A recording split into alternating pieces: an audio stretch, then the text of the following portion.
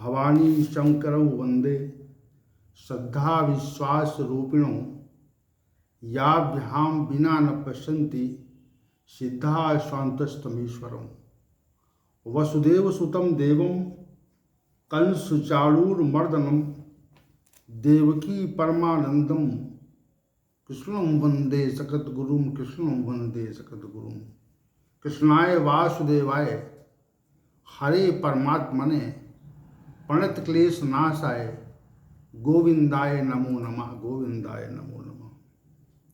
हम सभी आज पुनः भगवत गीता के इस विशेष ज्ञान सत्र में उपस्थित हैं और भगवान श्री गोविंद की अनुकंपा और विशेष कृपा से इस सत्र का आज शुभारंभ कर रहे हैं। कितना निर्मल और सुखद वातावरण है। भगवान श्री गोविंद की जब वाणी पर चर्चा होती है, भगवान श्री गोविंद उस वातावरण को सुखद कर देते हैं, निर्मल कर देते हैं। विश्व की जितनी भी व्यवस्था है, ब्रह्मांड की समग्र व्यवस्था उस परमात्मा के अधीन है और परमात्मा ने विभिन्न व्यवस्थाएं अनेक दैवी शक्तियों को बांट रखी हैं, आवंटित कर रखी हैं। वे दैवी शक्तियां नित्य समग्र व्यवस्था को संभालते हैं और संभाल करके वे ऐसी स्थिति में ले जाते हैं जहाँ पर सब कुछ व्यवस्थित चलता है, व्यवस्था में किसी प्रकार की त्रुटि नहीं होती। यह विशेष बात है। समग्र ब्रह्मांड की व्यवस्था नियमित रूप से सुचारू रूप से संचालित होती है। ये परमात्मा की विशेष कृपा है और उनका विशेष निर्देश है। जितने भी देवगण हैं वे भगवान श्री गोविंद के निर्देश को और उनकी भक्ति विलास से उत्पन्न आदेशों को जानते हैं और उसी का अनुपालन करते हैं। तो भगवान श्री गोविंद की वाणी की जहाँ चर्चा होती है वहाँ पर निश्चित रूप से वातावरण निर्मल हो जाता है और इस निर्मल वातावरण के अधीन हम सभी बैठ करके भगवत गीता ज्ञान की चर्चा को अग्रिम आयाम देते हैं। भगवत गीता ज्ञान की विशद श्रृंखला का निर्माण भगवान श्री गोविंद की कृपा से ही हो रहा है, ऐसा हमारा निश्चित मानना है। आइए चलते हैं आज के विषय की ओर। श्लोक संख्या अध्याय संख्या 17 और हम विगत सत्र में श्लोक संख्या 16 पर विचार कर चुके थे। श्री भगवान ने अध्याय संख्या 17 के श्लोक संख्या 14, 15 और 16 में शरीर, वाणी और मन संबंधी तप के संबंध में विस्तार से वर्णन किया और 19 तथ्यों का विशद वर्णन तप के स्वरूप को विनिश्चित करने के लिए किया और ये कहा कि पहले जो शरीर संबंधी तप है उसकी पहले व्याख्या की। देवताओं की उपासना, देवता की उपासना, ब्राह्मण की उपासना, आचार्य की उपासना और जो तत्दर्शी पुरुष है उसकी उपासना करना और बाह्य और आंतरिक रूप से शुद्ध रहना और सहज भाव में रहना और ब्रह्मचर्य का पालन करना और अहिंसा का मार्ग अपनाना, ये शरीर संबंधी तप कहे जाते हैं। वाणी संबंधी तप के संबंध में श्री भगवान ने कहा जो किसी को उद्विग्न न करे, परेशान न करे, प्रिय हो और कल्याणप्रद हो, सत्य हो, ऐसा जो ऐसी वाणी का जो प्रकटीकरण है, स्वाध्याय तथा अभ्यास भी वाणी संबंधी तप कहा जाता है।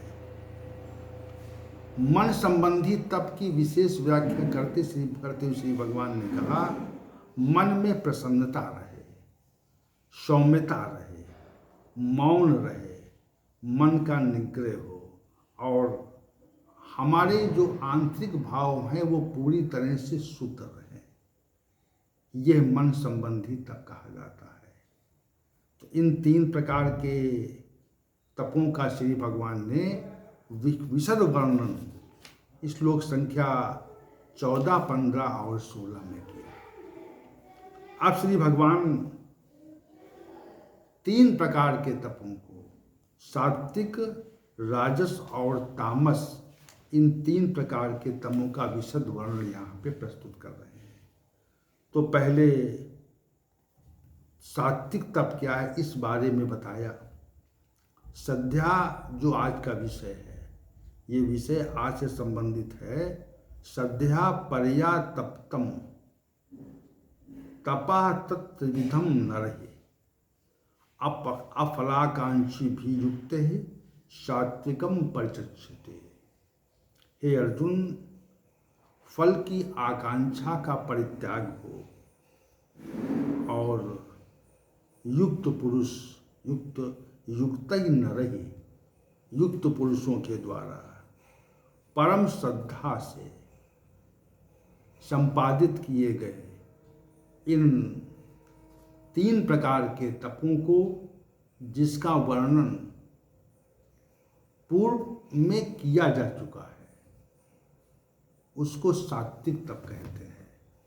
श्लोक संख्या 17 जो है वो आज का विषय है।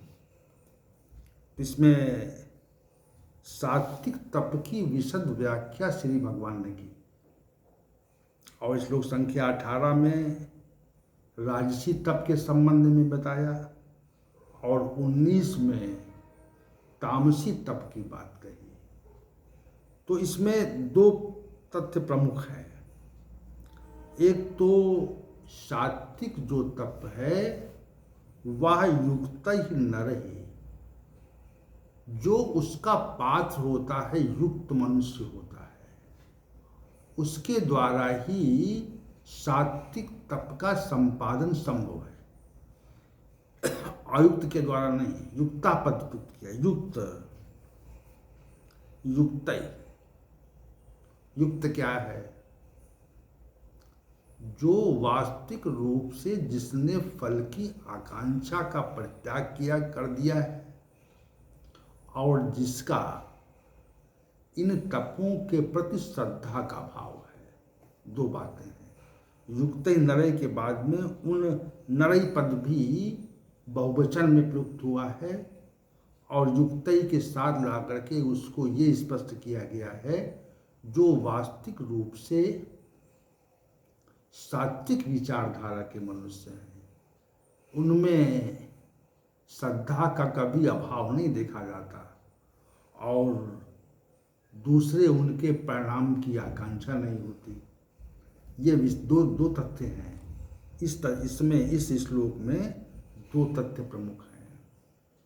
एक तथ्य ये है कि जो सात्विक तप होता है उसमें फल की आकांक्षा का अभाव रहता है और श्रद्धा का भाव रहता है। श्रद्धा के भाव से जो तप किया जाए और उसमें फल की आकांक्षा का अभाव हो जाए तो समझना चाहिए कि यह जो तप है वह सात्विक तप है। अब चूंकि यहाँ पर श्री भगवान ने त्रिविधम तपः कहा है, 3 प्रकार के तत्व त्रिविधम तपः, जिनका वर्णन पूर्व में हो चुका है, उस प्रकार के तपों को तप यदि फल की इच्छा के परित्याग से किए जाते हैं, भाव से किए जाते हैं, और उनमें श्रद्धा रहती है। तो ये जो तप हैं ये सात्विक तप हैं। अब चूंकि त्रिविधम तपम त्रिविधम त्रिविधम तपा कहा है, सात्विकम परिचच्यते, तो 3 प्रकार के जो तपों का वर्णन पूर्वोक्त प्रकार से हुआ है, उनमें 2 बातें, 2 तथ्य यदि सम्मिलित कर लिए जाएं तो वो जो तप है वो सात्विक हो जाता है। इस तथ्य को, ये जो श्लोक संख्या 17 है, ये सात्विक तप की व्याख्या करता है। सात्विक तप की व्याख्या विशेष इसमें प्रस्तुत की गई है और ये कहा गया है कि फल की आकांक्षा का परित्याग कर दे मनुष्य। युक्त पुरुष ही फल की आकांक्षा का परित्याग कर सकता है और उसके अंदर श्रद्धा का भाव नित्य रहता है। ये तथ्य यहाँ पर है। अब इस श्लोक की व्याख्या के लिए हमको जो शरीर, वाणी और मन संबंधी जो जिन 19 तथ्यों की व्याख्या श्री भगवान ने पूर्वोक्त प्रकार से की थी, उन सबको इसमें हमें सम्मिलित करना पड़ेगा। त्रिविधम तपः, 3 प्रकार के तप, वहाँ पर श्रद्धा हो जाए तो एक एक तथ्य को हम आपके सामने प्रस्तुत करते हैं। देवताओं की उपासना में श्रद्धा का भाव रहे। देवताओं की उपासना में श्रद्धा का भाव नित्य रहना चाहिए, अश्रद्धा नहीं आनी चाहिए। अगर अश्रद्धा आ गई तो समझिए सात्विक जो तप है वो विखंडित हो गया। यदि अश्रद्धा आ गई, अगर श्रद्धा का जहाँ अभाव हुआ, ये जो श्लोक संख्या 17 है ये विशेष भाव वाला है। इसमें विशेष भाव का प्रस्तुतिकरण किया गया है। देवता की उपासना, देव की उपासना श्रद्धा से हो, श्रद्धा पूर्वक, और उसमें परिणाम की आकांक्षा का अभाव हो जाए तो श्रद्धा भी विखंडित नहीं होनी चाहिए और परिणाम पर, देवता की उपासना में परिणाम पर दृष्टि या विचार नहीं रहना चाहिए। विशेष बात यह है, अगर देवोपासना में श्रद्धा का कभी अभाव हुआ, श्रद्धा का कभी अभाव हुआ, तो निश्चित समझिए कि आपका जो सात्विक तप था वह विखंडित हुआ, उसका ह्रास हो गया। सात्विक तप का ह्रास तत्काल हो जाएगा यदि आपकी श्रद्धा कम हो गई। देवताओं की उपासना श्रद्धा पूर्वक करना और फिर उनसे परिणाम की अपेक्षा न करना, समझिए आप। तो क्या कभी श्रद्धा से तो हम सभी करते हैं, श्रद्धा से तो हम सभी देवताओं की उपासना करते ही करते हैं, लेकिन क्या हम देवताओं की उपासना में कभी भी परिणाम के संबंध में विचार करते हैं या नहीं करते, ये विशेष बात है। अगर परिणाम के संबंध में विचार करके हमने देवताओं की उपासना आरंभ कर दी, अगर देवताओं की उपासना हमने परिणाम पर दृष्टि डाल करके उनकी उपासना आरंभ कर दी, तो आप निश्चित मानिए कि हमने सात्विक तप को विखंडित किया। हमने सात्विक तप का विखंडन कर दिया उस समय। अब ये विचार करें कि कितने लोग, कितने महानुभाव, श्रद्धा से तो बहुत लोग उपासना करते हैं, श्रद्धा से बहुत लोग उपासना करते हैं। उपासकों की कोई कमी, श्रद्धा की कोई कमी भारतवर्ष में नहीं है। श्रद्धा से तो उपासना होती ही होती है, लेकिन अधिकांशतः परिणाम पर दृष्टि निश्चित रहती है। परिणाम पर हमारी जो दृष्टि है वह निश्चित रूप से रहती है। परिणाम पर दृष्टि का अभाव नहीं देखा जाता।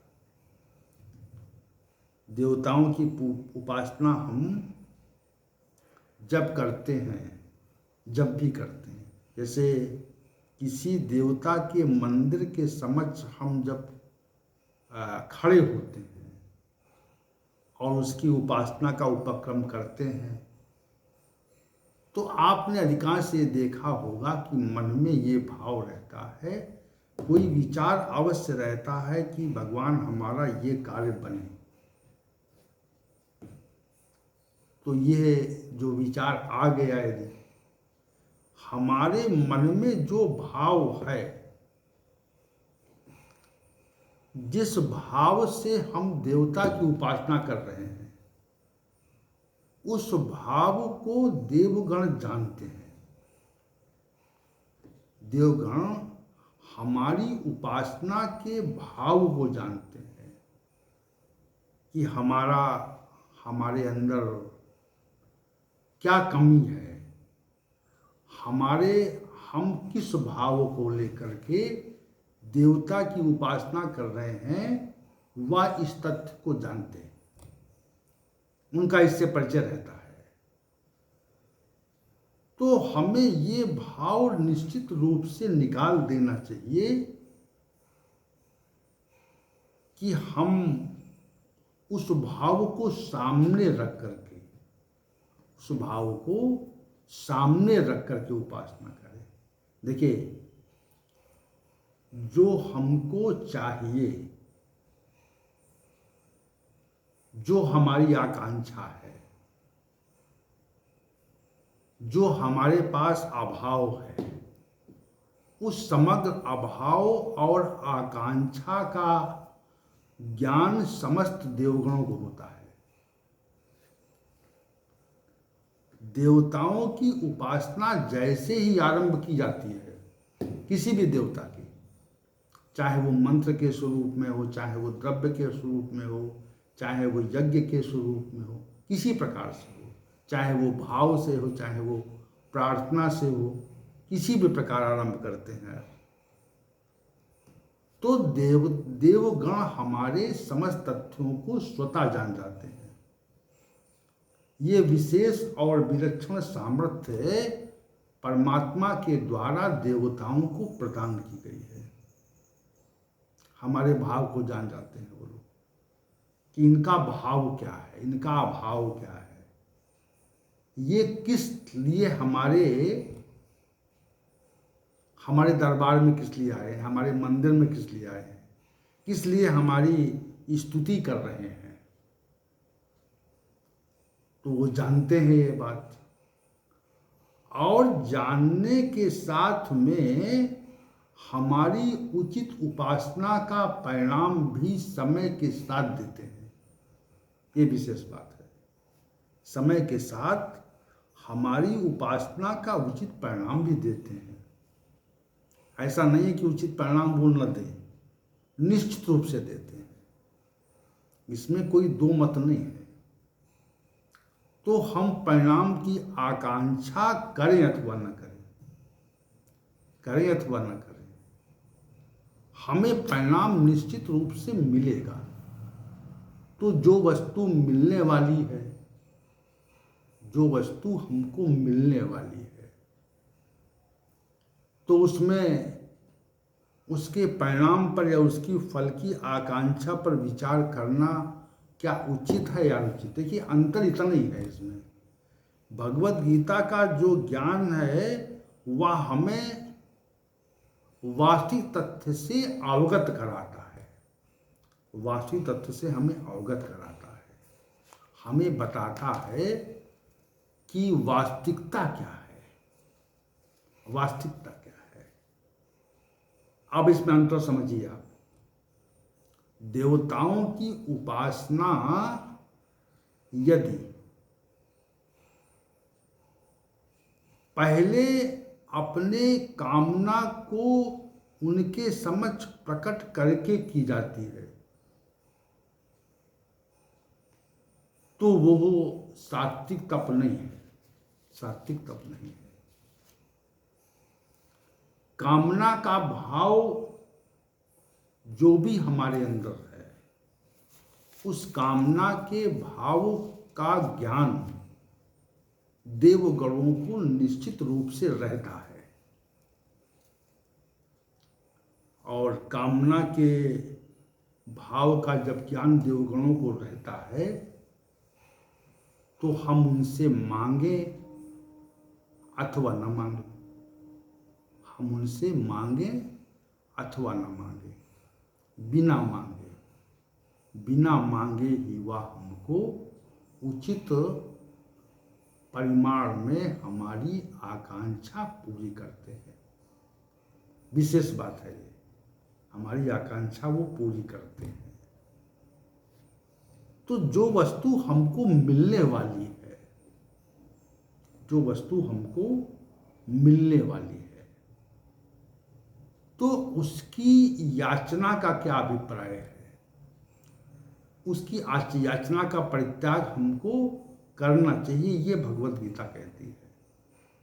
अंतर इतना ही है, कामना को पहले प्रकट करें और कामना के भाव को न प्रकट करें। अंतर समझिए आप। कामना के भाव को हम प्रकट न करें और बिना कामना के भाव को प्रकट किए हुए परम श्रद्धा से और परम श्रद्धा से उपासना करें, तो परम श्रद्धा से जो उपासना हमारी होगी उसका परिणाम हमको निश्चित रूप से मिलेगा। और हम, श्री भगवान ने जैसा कहा यहाँ पर, हम सात्विक तप के भागी होंगे। हमें सात्विक तप की श्रेणी में हमारा जो तप है, हमारी जो उपासना है, वो सात्विक तप की उपासना की श्रेणी में निश्चित रूप से आ जाएगी। सात्विकम परिचक्षते, सात्विकम श्रद्धया परया तप्तम तपस्तत्त्रिविधम न रही अफलाकांक्षी वियुक्ते सात्विकम परिचक्षते। सात्विक कहा जाता है उसे। तो चूंकि इन 3 श्लोकों का जो संबंध है वह अग्रिम 3 श्लोकों से है, और सात्विक तप, राजसी तप और तामसी तप, इन तीनों प्रकार के तपों का जो संबंध है वह वास्तविक रूप से हमारे मन वाणी से है, ऐसा श्री भगवान का यहाँ पर कथन है। तो ये विशद जो विषय है, जो ये 6 श्लोक हैं, इनमें 3 श्लोकों की व्याख्या तो हमारे द्वारा पहले हो चुकी है। अब 3 श्लोकों को हम व्याख्यापित करने का प्रयास कर रहे हैं कि सात्विक तप क्या है, राजसी तप क्या है और तामसी तप क्या है, इनकी व्याख्या का प्रयास कर रहे हैं। तो इनको हम सम्मिलित रूप से इनको व्याख्यापित करेंगे ताकि सात्विक, राजस और तामसी तप के भेद को आप समझ जाएं, उसके अंतर को समझ जाएं। विशद व्याख्या है ये। तो इसमें जो ये 18वां श्लोक भी है, सत्कार मान पूजार्थम तपो दंभेन चैव्यत क्रियते तदिह प्रोक्तम राजसम चलम ध्रुवम, और मूढ़ ग्रहणात्मनो यद पीड़या क्रियते नरा तपा परस्य उत्साध नार्थम वा तत्तामस उतायत। तो तामसी, राजस और सात्विक जो तप हैं, इनको हम सम्मिलित व्याख्या में प्रस्तुत करना चाहते हैं, जिससे इसके अंतर को स्पष्ट किया जा सके। ये विशेष बात यहाँ पर है। तो हम सभी तप के संबंध में विशेष ज्ञान प्राप्त कर सकें और मन और वाणी और शरीर संबंधी तप को समझ सकें, इसके लिए 6 श्लोक हैं। 3 तो व्याख्यापित हो चुके हैं, आज चौथा श्लोक था विषय इस सत्र के विषय का, तो इसकी व्याख्या हम विशद रूप से चाहते हैं। और चूंकि आज की जो सत्र है उसमें जो समय है वो पूजा उपासना के लिए भी है, सभी महानुभावों से परिचय करने के लिए भी है। तो कुछ क्षण पहले, कुछ क्षण पूर्व इस सत्र के समापन की घोषणा हम कर रहे हैं, और विशेष जो महानुभाव आए हैं उन सभी को मेरी ओर से सादर प्रणाम है, और उन्होंने आने की कृपा की